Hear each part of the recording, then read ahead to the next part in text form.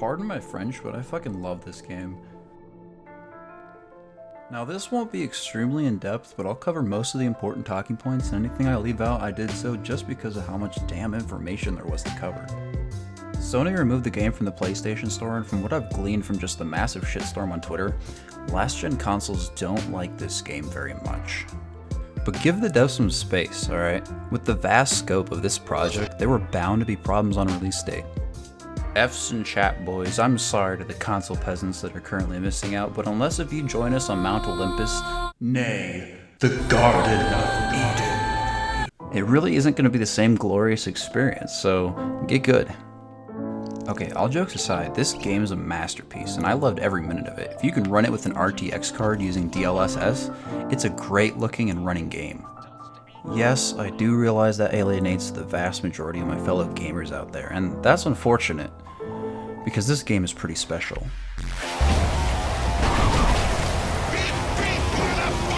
Something feels off. You don't say.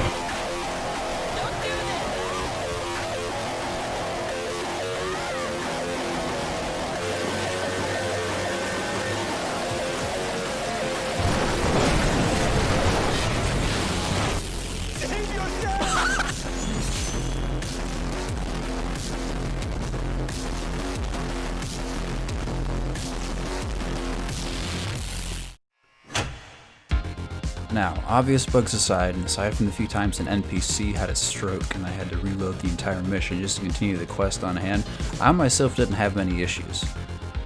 Not a whole lot of debilitating game-breaking bugs or stutters or even crashes. I don't think it crashed once, honestly, and the game looked and felt great. I've never been so attached to characters in a game before. Let me say that again for the slow kids in the back. I've never been so attached to characters in a game before. The amount of time and effort that went into crafting backstories that you just kind of gradually discover over time made me actually give a shit when I got that character killed. And after Act 1, I found myself really exploring my options during quests. By talking to people, got to know them, and with the motion capture and honestly top tier voice acting, the characters really took on a life of their own. But we know a road less traveled. Jackie's the first full-fledged character you run into. He seems like your average tough guy gangster till his Hispanic mother gets involved.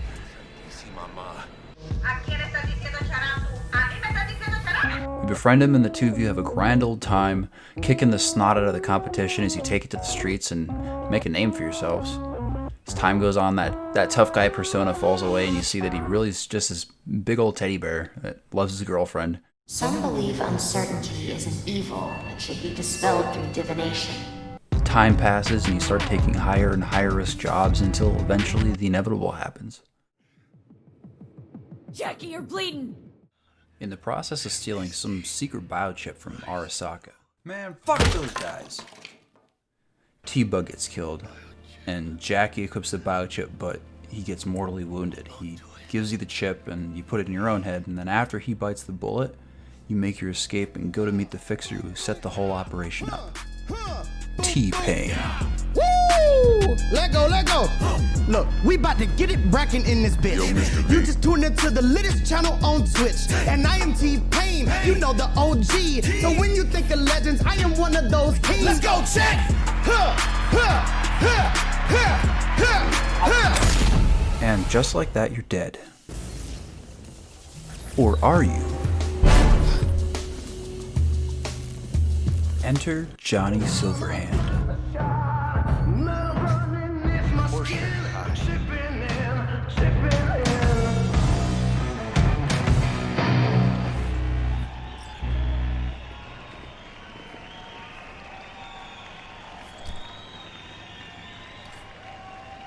Tonight, I'm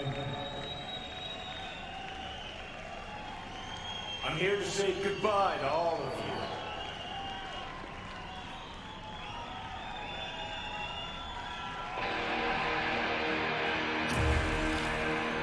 Influential rocker boy, terrorist, army veteran, he's done it all, from assaulting Arasaka Tower to assaulting Arasaka Tower a second time and nuking it, killing 29% of the population of the city. But is he really a villain? Once you delve into the story a bit, Yeah, fuck you, I said delve. it turns out Arasaka had his girlfriend, Alt Cunningham, kidnapped and he was nearly killed. One brazen rescue attempt and some minor exposition later, she dies, and we learn that she's the best net runner in Night City, and she developed Soul Killer, a technology that basically copies your consciousness and imprisons it digitally. And that was done to her, and she's trapped in their servers. One more brazen rescue attempt later, this time involving the nuke, Arasaka uses Soul Killer on Johnny, copying his mind into cyberspace and ultimately killing him.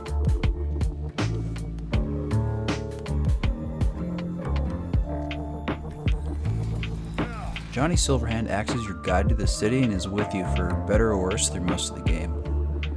Keanu Reeves did a breathtaking job voice acting this character, but there's too much to really cover, and a lot that's yet to be discovered by me or the community playing the game since it's still so recently released, so hate me, but we're gonna move on.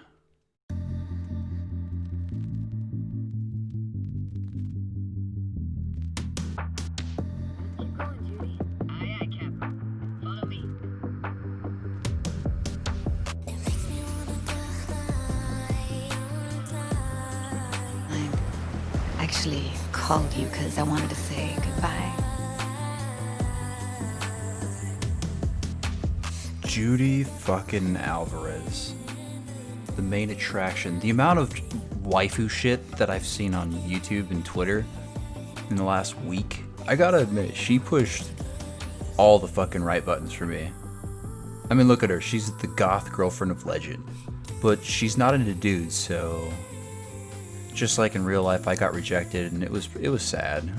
But hey, don't worry, I'm gonna play as female V in my next playthrough, so I still managed to complete all of her storyline, and my crippling fear of deep water aside, we went scuba diving, and there's some great backstory down there. And then she just fucking leaves Night City, and you never see her again.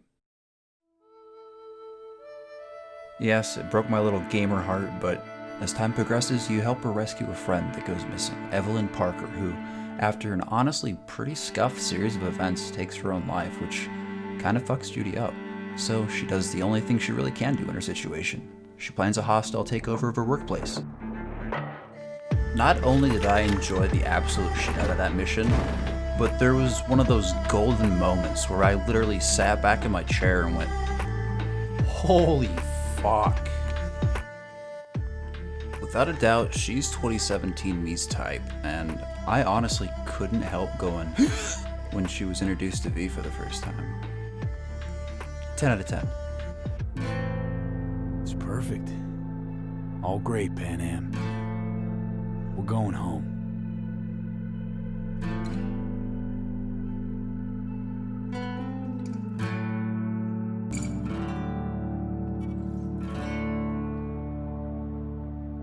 Pan Am Palmer. Not only is she dummy thick, she's stubborn, chaotic, and little known fact, she actually stunt doubles for Megan Fox on weekends. You bail her out when her partner double crosses her, stealing her beloved monster truck and questionable illegal cargo, and then she kinda just adopts you. After several revenge-filled missions, you meet the Aldicardos, her clan, and with your help, you eventually build up defenses against Militech, another corporation that's been regularly curb-stomping these poor bastards. Bad decision after bad decision later, I had a pretty major attachment to this nerd, and it was kind of adorable how bashful her dumbass was whenever romance came up. Judge me, I dare you.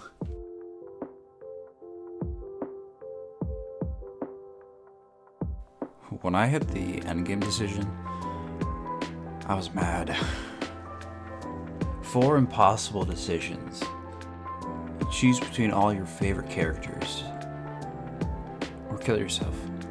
It's kind of fucked. I love it. After actually sitting there for 20 minutes moaning and bitching about that, having to make that decision, I chose Pan Am, and the endgame happened. And man, was it a great ending. Literally fighting tooth and nail to the end. We rode into the star set on our hover tank, and I cried as credit rolls to characters making one more appearance, calling to give their well wishes to V and Pan Am as they headed towards Arizona to start a new life together. Hey, V. Long time no see. It was a tragic but happy ending I was happy with, and despite getting most of her clan and most other meaningful characters killed, I headbanged to this dope-ass song. wondering what I could have done differently.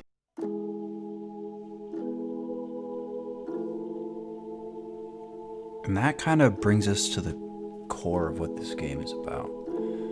The overall experience is crafted by the dialogue. It's excellent. Every option you choose shapes the story as it progresses around you. It changes how the characters react and interact with you, and when I say the choices matter, I fucking mean it. Here's an example. On one of our quests for vengeance and wanton bloodshed, a timed chat pop-up option lets you mention Jackie's death in passing to Pan Am. It's the only time you can ever mention Jackie to her. A true friend. Jackie by name. Later, gathered around a campfire with the other nomads, Scorpion, a dead friend of the group, comes up in conversation, and you can stop and propose a toast to Scorpion, and everybody drinks. To Scorpion. And to Jackie. Scorpion. Wait. Did you catch that? It's so fucking subtle. You'd miss it if you weren't looking for it. She wouldn't lean over and blurt that out if you didn't mention it, and I fucking love that.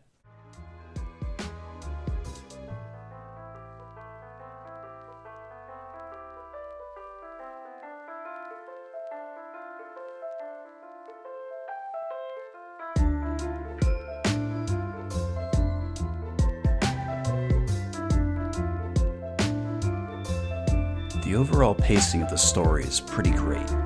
They try to keep things spaced out a bit so it isn't cluttered with unfinished missions. With the 3 options of Nomad, Street Kid, and Corpo, there are quite a few endings, good and bad, and there's a little something for everyone here, and it leaves a lot of openness to replayability. The world is horizontal as well as vertical, so pathing and stealth is entirely up to you, and once cyberware starts to come into play, the number of ways you can approach an objective keeps things infinitely interesting. I'm actually going to avoid talking about the story in too much detail because I don't want to piss people off. The game just came out, you know? Okay, let's talk about the actual gameplay itself. Movement feels pretty great. There's sliding, you can ambush people in slow motion, double jump, you can hop your happy ass across the rooftops. I didn't have too much to complain about. Aside from getting stuck on piles of procedurally generated garbage lying around and then getting launched into fucking space. But in the end, I really can't be mad. Melee combat, it's a legit approach to the game. So, I mean, if you like to hack and slash your enemies into bite-sized pieces, then melee's for you. Now, there are a lot of guns in this game, not all good, not all bad, but each offers different advantages. Want to sneak around with a pistol, popping heads, and in general being a badass? Want a 360 double jump quick scope, nerds with a fucking 50 cal? Want to slide into your enemy's legs, blasting them in the kneecaps with a chonky shotgun? Or maybe you prefer close quarters stealth? Or Russian stealth? How you end up approaching combat is up to you. And as you progress and unlock more skills, you start to fine-tune the playstyle that really works for you. And it just works. A large part of moving around Night City is driving. And I'm not going to explain in too much detail because that's pretty self-explanatory. There are some damn cool vehicles in this game. I'd talk about it in more detail, but at this point I've gone a lot longer than I meant to. But one more thing. Easter eggs. Easter eggs are one of my favorite things in video games, and this game has its fair share. I'm not going to actually show you a whole lot of them, or any of them.